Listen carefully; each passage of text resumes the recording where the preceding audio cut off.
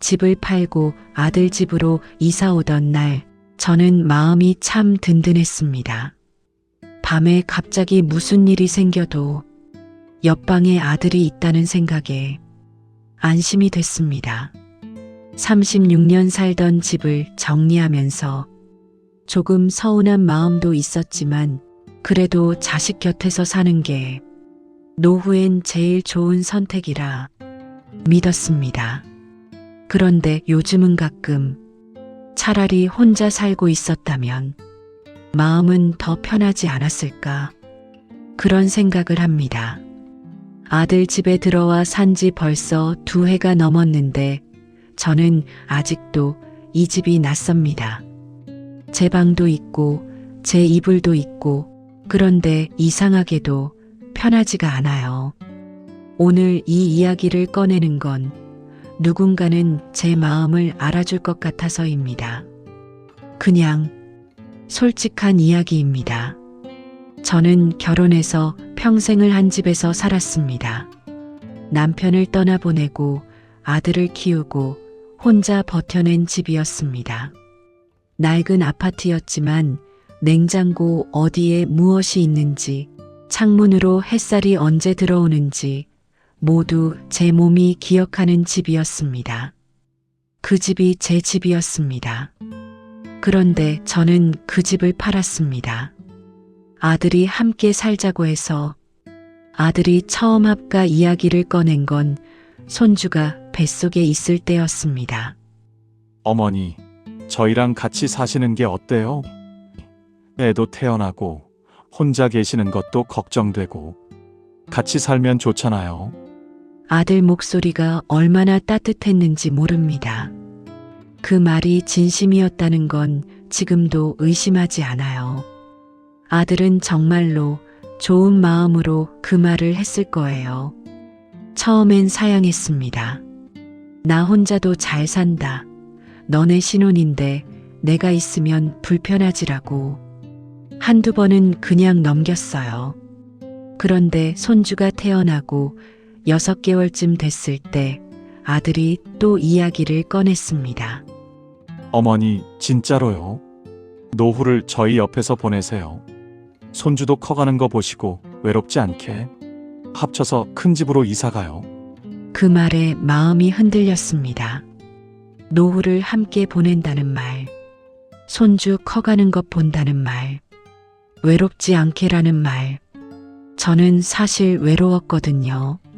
남편 가고 나서 아들네는 서울에 있고 명절에 한 번씩 보는 게 다였는데 핸드폰 들여다보다 자고 아침에 일어나서 혼자 밥 차려 먹고 마트 갔다 오면 하루가 가고 그런 날들이 쌓이다 보면 가끔은 그런 생각이 들더라고요. 내가 여기서 쓰러져도 아무도 모르겠구나 하고 그래서 그 말이 너무 좋았던 거예요. 아들이 옆에 있어준다는 말이. 집 정리를 시작했습니다. 36년의 살림이었으니까 버리는 것도 많았어요. 그때는 몰랐습니다. 그 집이 얼마나 소중한 곳이었는지를. 초반 몇 달은 진짜로 좋았어요. 손주가 아침에 기어다니는 거 보는 게 그렇게 신기하고 예쁠 수가 없었어요. 제가 안아주면 까르르 웃고 이 맛에 사는구나 싶었습니다. 며느리도 처음엔 잘해줬어요.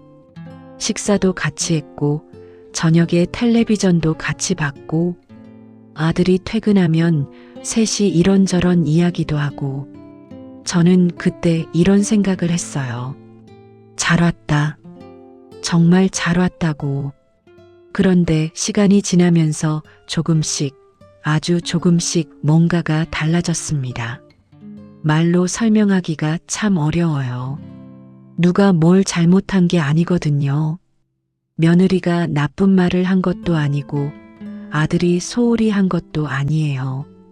그런데 공기가 달라졌다고 해야 할까요? 처음에 느낀 건 아주 작은 것들이었습니다. 아들이 집에 있을 때와 없을 때 며느리의 말투가 미묘하게 달라요. 아들이 있으면 어머니, 이거 드셔보세요 하고 먼저 갖다 주는데 아들이 늦은 퇴근날 저녁에는 각자 먹는 날이 생기기 시작했어요. 처음엔 별 생각 없었는데 그날이 점점 많아졌습니다. 표정이 제일 먼저 느껴졌어요. 말은 여전히 부드러워요.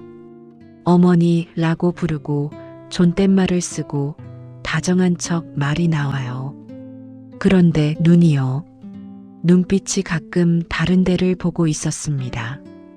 제가 뭔가 말을 꺼내려고 할 때 아주 잠깐 표정이 굳는 것 같은, 제가 잘못 본 걸 수도 있어요. 그래서 더 헷갈렸습니다. 제가 뭘 잘못 보는 건지 아니면 진짜로 뭔가가 달라진 건지.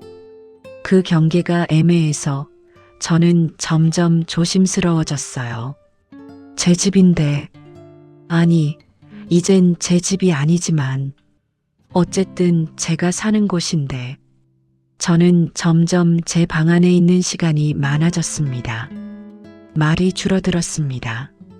처음엔 그냥 작은 것들을 이야기했어요. 어머, 오늘 바람이 많이 불더라. 손주가 아까 저러더라. 귀엽지 않아? 뉴스에서 어디가 어떻다더라. 그런 이야기들. 그런데 그런 말들의 반응이 짧아졌어요. 그러게요. 아, 네. 그런 단답형으로 대화가 이어지지 않아요. 그게 나쁜 건 아니에요. 며느리도 피곤하고 바쁘고 자기 할 일이 있으니까요. 그걸 모르는 게 아니에요. 그런데 그 짧은 반응이 쌓이면 저도 모르게 입이 닫힙니다. 나 이야기하면 귀찮아 하려나. 또 내가 말 많다고 생각하려나. 나이 든 시어머니가 쓸데없는 소리 한다고 생각하려나. 그 생각이 드는 순간부터는 말 꺼내기가 어려워요. 아들한테는 그래도 이야기를 했어요. 아들이 퇴근해서 오면 오늘 어땠냐? 밥은 먹었냐? 요즘 힘들진 않냐? 그런 말들. 아들도 저한테 이야기 잘 해줬어요. 어머니 오늘 뭐 했어요? 어디 아프진 않아요? 하고. 근데 아들이 퇴근하면 며느리랑 저녁을 먹고 아이 목욕시키고 그러면 금방 자야 하니까 아들이 저랑 이야기할 시간이 길지 않아요. 어느 날 저녁 아들이랑 둘이 잠깐 거실에 있을 때였습니다. 제가 뭔가 말을 꺼내려고 하는데 며느리가 방에서 나왔어요. 그러자 분위기가 자연스럽게 바뀌더라고요. 아들이 아내를 보면서 표정이 달라지고 이야기 흐름이 끊기고 저는 그냥 피곤하다, 들어가 자야겠다 하고 제 방에 들어갔어요. 그 문 닫는 소리가 참 크게 들렸습니다. 그 무렵부터 저는 일찍 방에 들어가는 게 버릇이 됐어요. 저녁 먹고 나면 자연스럽게 제 방으로. 텔레비전을 보고 싶어도 이어폰 끼고 핸드폰으로 받고 밤에 목이 말라도 물은 아침에 방에 갖다 놓은 거로 마셨고 내가 거실에 앉아 있으면 며느리가 나와서 뭔가 하고 싶어도 못하려나. 저들끼리 이야기하고 싶어도 내가 있으니까 못하려나. 그 생각을 하면 방 밖에 나가기가 점점 어려워졌습니다. 손주 돌이 됐을 때였습니다. 아들이 어느 날 저녁 조심스럽게 말을 꺼냈어요. 어머니, 저희 돌 기념으로 여행 가려고 하는데요. 일본 오사카로. 아들 말이 이어졌습니다. 어머니도 같이 모시고 싶은데 다리가 괜찮으실지. 그때 제 다리 상태가 좋지 않았어요. 몇 달 전부터 오른쪽 무릎이 시큰거리고 오래 걸으면 부었거든요. 병원에서는 퇴행성 관절염 초기라고 했어요. 심하지는 않지만 무리하면 안 된다고. 여행지에서 오래 걷는 건 솔직히 자신이 없었습니다. 괜히 따라갔다가 짐이 될까봐. 나는 괜찮아. 너네끼리 갔다 와. 그렇게 말했어요. 보내고 나서 사흘 동안 혼자 집에 있었는데 이상하게 그때가 편했어요. 아무것도 신경 안 써도 되는 사흘. 냉장고를 마음대로 열고 아침을 먹고 싶으면 먹고 안 먹고 싶으면 안 먹고 텔레비전을 거실에서 큰 소리로 틀어놓고 그게 왜 그렇게 편했는지 그때는 그냥 혼자 사는 게 익숙해서라고 생각했어요. 1년이 지났습니다. 손주가 2돌이 됐고 이제 걸어다니고 보고만 있어도 얼마나 사랑스러운지 하루가 행복했습니다. 여행 이야기가 다시 나왔어요. 이번에는 태국 푸켓이었습니다. 아들이 어머니, 이번엔 꼭 같이 가요. 해변가의 리조트인데 그냥 거기서 쉬시면 돼요. 멀리 안 가도 되고 그냥 리조트 수영장 옆에 앉아 쉬시면 돼요. 저는 사실 망설였어요.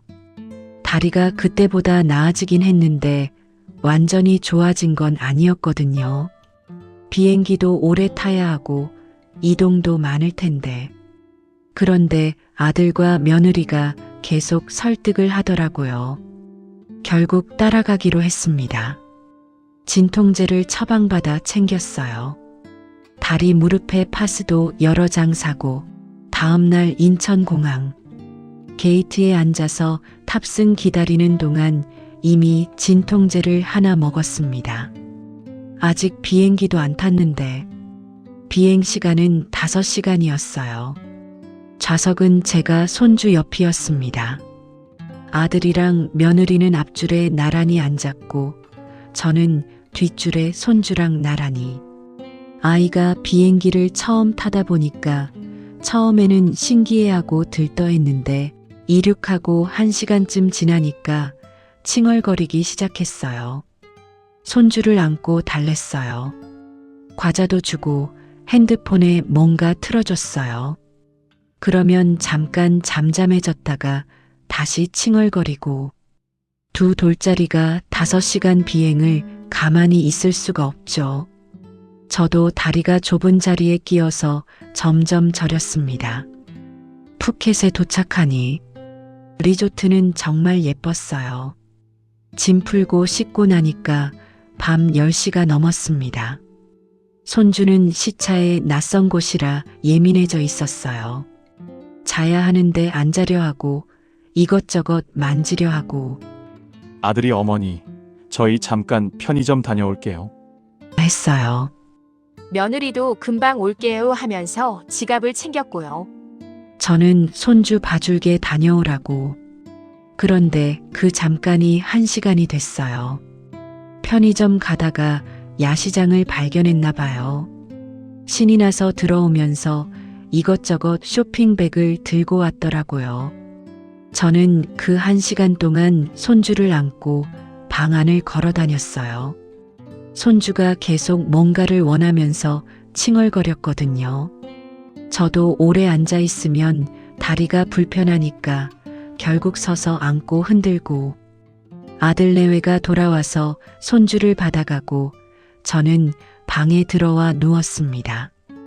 다리가 욱신거렸어요. 다음 날부터 본격적인 일정이 시작됐습니다. 점심 전에 해변에 나갔어요. 손주는 모래 처음 보고 신기해서 주저앉아 버렸어요. 그 모습이 너무 귀여워서 저도 웃었어요. 아들이 폰으로 사진을 찍었습니다.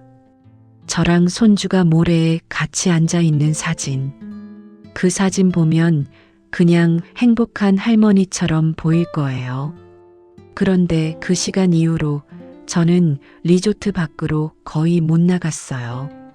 오후에 아들 내외가 가이드 투어를 신청해 놨던 거예요. 배 타고 섬 구경하는 거.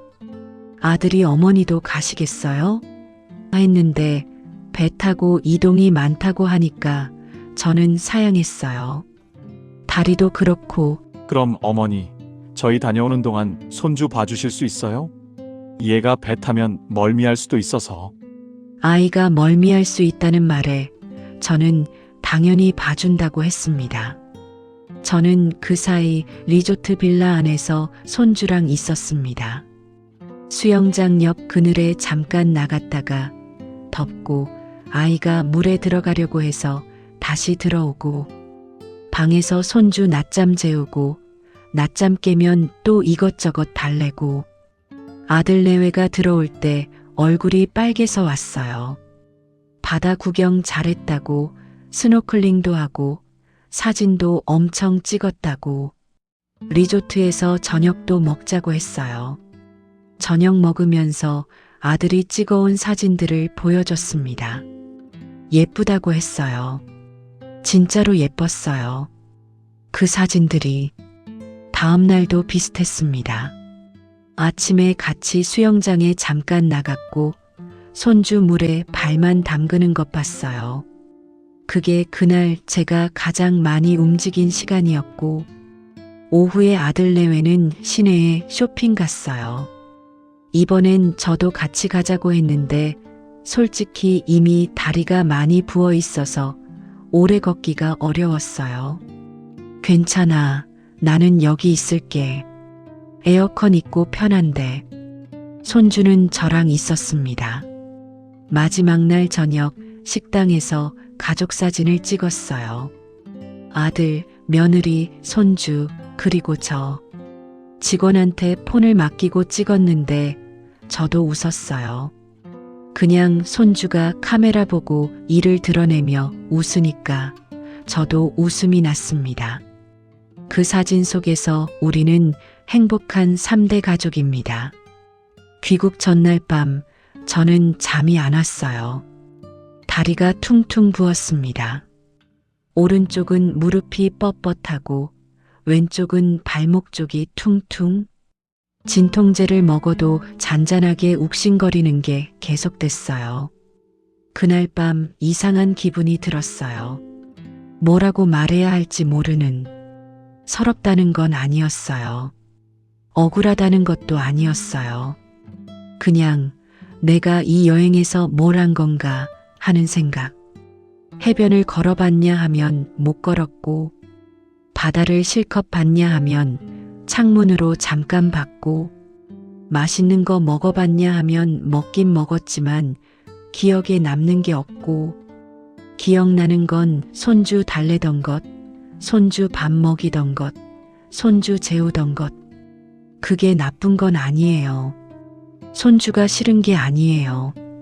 그 아이를 안고 있는 시간이 소중하다는 것도 알아요. 그런데 그날 밤 그 생각이 들었어요. 나는 지금 여행을 온 건가 아니면 육아 도우미로 온 건가. 문득 그런 생각이. 아들이 좋아서 한 일이잖아. 내가 좋아서 봐준 거잖아. 억지로 한 게 아니잖아. 그러면서도 그 생각이 완전히 사라지지 않았어요. 잠들 때까지. 귀국하고 이틀 만에 병원에 갔습니다. 무릎이 너무 심하게 부어서 걷기가 힘들었어요. 의사 선생님이 엑스레이 보더니 많이 무리하셨네요 하더라고요. 물이 차 있다고. 주사를 맞고 몇 달 치료를 다녀야 했어요. 어느 날 저녁 아들 내외가 여행 이야기를 하면서 웃고 있었어요. 거기 정말 좋았지. 내년에 또 갈까? 아들이 폰으로 여행 사진 보면서 저도 그 자리에 있었어요. 저녁 먹고 같이 거실에 있었는데 아들이 저를 보면서 어머니도 좋으셨죠? 했어요. 저는 웃으면서 그래, 좋았어 했습니다. 무릎에 붙인 파스 냄새가 났지만 아들은 아마 눈치 못 챘을 거예요. 괜찮다고 했어요. 진짜 괜찮냐고 한 번 더 물어봤으면 어땠을까 하는 생각이 잠깐 들었지만 제가 그런 말을 꺼낼 사람이 못 된다는 걸 알아요. 그 말을 들으면 아들이 미안해할 거고 며느리는 어떻게 받아들일지 모르고 제가 괜히 분위기를 어색하게 만드는 사람이 되고 그러니까 그냥 괜찮다고 했어요. 병원 다니는 동안 버스를 혼자 탔어요. 버스 타고 병원 가는 길에 창밖을 보면서 많은 생각을 했습니다. 내가 이 집에서 어떤 존재인가. 아들한테는 어머니이고, 손주한테는 할머니이고, 며느리한테는 시어머니입니다. 역할은 분명한데 자리가 어딘지 모르겠어요. 내가 너무 예민한 건지, 없는 것을 있다고 느끼는 건지, 그걸 모르겠어서 더 힘들었어요. 분명히 나쁜 사람이 없어요. 아들은 착한 아들이고 며느리는 나쁜 사람이 아니에요. 다들 자기 삶이 있고 젊은 부부가 아이 키우면서 시어머니까지 챙기는 게 쉬운 일이 아니라는 것도 알아요. 그런데 왜 이렇게 외로운지, 집에서 혼자 살 때보다 더 외로운 것 같은 이 감각이, 혼자 살 때는 누구 눈치도 볼 필요 없고 내가 하고 싶은 것 하고 먹고 싶은 것 먹고, 외롭긴 했어도 불편하진 않았는데 지금은 방문을 닫아도 그 편안함이 없어요. 방 안에 있어도 어딘지 모르게 움츠러든 느낌. 이런 이야기를 하면 너무 작은 것에 상처받는 사람처럼 보일 것 같아서 그동안 말 못했어요. 그런데 작은 것이 쌓이면 작은 게 아니더라고요. 저녁 메뉴 정할 때 제 의견을 물어보는 일이 없어요. 아들이 며느리한테 뭐 먹을까 하고 물어보고 거기서 결정이 나고, 저는 나중에 어머니 이거 괜찮으세요?를 듣죠. 그게 나쁜 건 아닌데 처음부터 안 물어봐주면 저는 그냥 따르는 사람인 것 같아요. 손주 재울 때도요. 저한테 맡길 때는 육아 도움이 필요할 때고, 며느리가 직접 할 때는 그냥 당연한 일과가 돼요. 제가 손주랑 보내는 시간이 얼마인지 며느리가 알고 있는지 모르겠어요. 아니, 알고 있겠죠. 그냥 편하게 맡기는 거겠지요. 맡기는 거 싫은 게 아니에요. 손주랑 있는 시간이 나쁜 것도 아니에요. 그냥 가끔은 저도 그냥 할머니로 예뻐해 주는 것, 그것만 원할 때가 있어요. 일 맡기는 사람이 아니라. 요즘은 밤에 잠이 일찍 깨요. 새벽 2시, 3시에 눈이 떠지면 다시 잠들기가 어려워요. 그 시간에는 이런저런 생각이 많이 납니다. 혼자 살 때 아침 커피 끓이던 것, 텔레비전을 내가 보고 싶은 채널로 틀어놓고 이불 덮고 누워있던 것, 아무도 신경 안 써도 되는 그 편안함. 그리고 이런 생각도 해요. 나는 왜 거기서 나왔을까? 아들이 권유했고 그게 좋아서 왔는데 그때의 선택이 틀렸다고 생각하지는 않아요. 그 마음은 진짜였고 그 기대도 진짜였으니까. 그냥 지금이 그때 생각했던 것과 다르다는 게, 노후를 함께 보낸다는 말을 저는 조금 다르게 상상했던 것 같아요. 저녁에 다 같이 텔레비전 보면서 손주 크는 거 다 같이 기뻐하면서 그런 그림을 그렸나 봐요. 그런데 현실은, 며느리 입장에서는 시어머니랑 한 집에 사는 것 자체가 부담이고, 아들은 직장 다니면서 가족 챙기느라 바쁘고, 다들 열심히 살고 있어요. 나쁜 사람이 없는데 내가 불편한 이 상황. 그래서 더 말하기 어렵습니다. 나쁜 사람이 있으면 차라리 화라도 낼 텐데 아무도 나쁘지 않으니까 내가 참아야 하는 것 같고, 내가 예민한 것 같고. 아침이면 저는 일찍 일어나요. 6시 반쯤. 아직 집안이 조용할 때 주방에 나와서 밥을 해놔요. 누가 시킨 건 아닌데. 그런데 가끔은 이런 생각이 들어요. 이게 내가 여기 있어도 된다는 걸 확인하는 방식인가 하고. 아침 해주고 손주 봐주고 집안일 도움이 되니까. 그러니까 있어도 된다는. 그 생각이 드는 아침은 유독 조용하고 쓸쓸합니다. 아들이 나와서 어머니 일찍 일어나셨어요? 하고 밥 먹고 잘 먹었습니다 하고 나가면 며느리도 나와서 먹고 손주도 먹이고 저는 그 식사 시간이 좋아요. 다들 함께 있는 그 시간만큼은. 근데 그게 끝나고 나면 또 하루가 저한테 어떻게 이어질지 모르겠어요. 저는 며느리가 나쁜 사람이라고 생각하지 않아요. 힘들겠죠. 아이 키우면서 직장도 반쯤 쉬면서 시어머니랑 한 집에 살면서 내가 있는 게 불편한 게 당연한 거 아닌가요? 나도 그 나이에 시어머니랑 살라고 하면 불편했을 거예요. 아들도 나쁜 아들이 아니에요. 어머니 챙기려고 애쓰고 바쁜 중에도 안부 묻고 여행도 같이 가자고 하고 그 마음들이 다 진짜라는 걸 알아요. 그런데 말이에요. 좋은 마음과 좋은 상황은 다른 거더라고요. 아들이 좋은 마음으로 데려와도 제가 이 집에서 편안하지 않을 수가 있어요.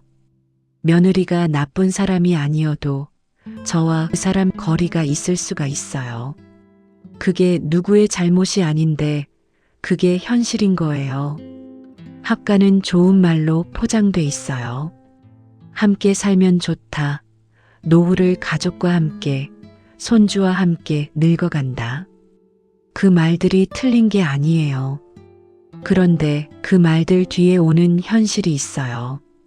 내 공간이 없다는 것, 내 시간표가 없다는 것, 내가 뭘 하고 싶은지보다 가족이 뭘 필요로 하는지가 먼저가 된다는 것.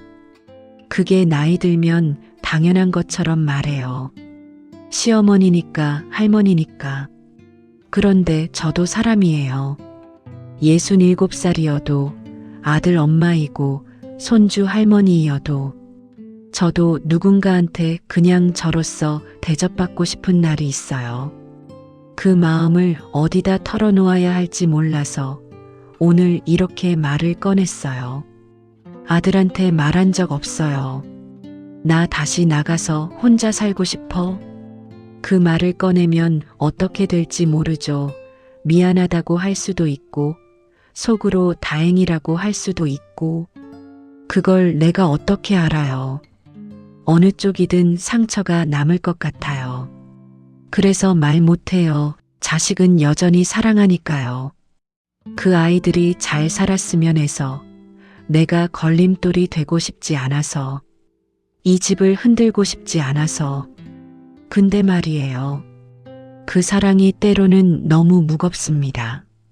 자식을 사랑하는 것과 자식 옆에서 사는 것이 같은 게 아닐 수 있다는 걸 이제는 알아요. 사랑하기 때문에 오히려 거리가 필요할 때가 있다는 것도 함께 있어서 서로 상처받느니 조금 떨어져 있어서 더 그리워하는 게 좋을 수도 있다는 것도 그 거리가 사랑이 없어서가 아니라 사랑이 있어서 택하는 거라는 걸 밥 먹고 아들 출근하고 손주 어린이집 보내고 그러면 집이 조용해집니다. 며느리는 재택근무 날이면 방에 들어가고 저는 그 조용한 시간에 제 방에 들어와 앉아요. 핸드폰 들여다보다가 창밖 보다가 그러다 가끔 이런 생각이 납니다. 차라리 혼자 살고 싶다. 그 말은 나쁜 말이 아니에요. 아들이 싫어서도 아니고 손주가 귀찮아서도 아니에요. 그냥 내 자리에서 내 속도로 내 하루를 살고 싶다는 말이에요. 아무한테도 패 끼치지 않고 아무도 눈치 보지 않고 새벽에 잠 못 자면 거실에 나가서 불 켜고 책 읽어도 되고 점심을 안 먹고 싶으면 안 먹어도 되고 하루 종일 방에 있어도 아무도 모르고 하루 종일 밖에 나가도 아무도 걱정 안 해도 되는 그런 삶. 그게 외로움이 없는 삶이라는 게 아니에요. 외롭겠죠. 혼자 사는 건 외로워요. 그런데 외로움과 눈치는 달라요. 외로운 건 견딜 수 있어요. 눈치 보는 건 점점 힘들어집니다. 차라리 혼자 살고 싶다. 그 말은 오늘도 마음속으로만 삼켜봅니다. 자식에게는 끝까지 좋은 부모로 보이고 싶으니까요. 그래도 가끔은 혼자 사는 상상을 해봅니다.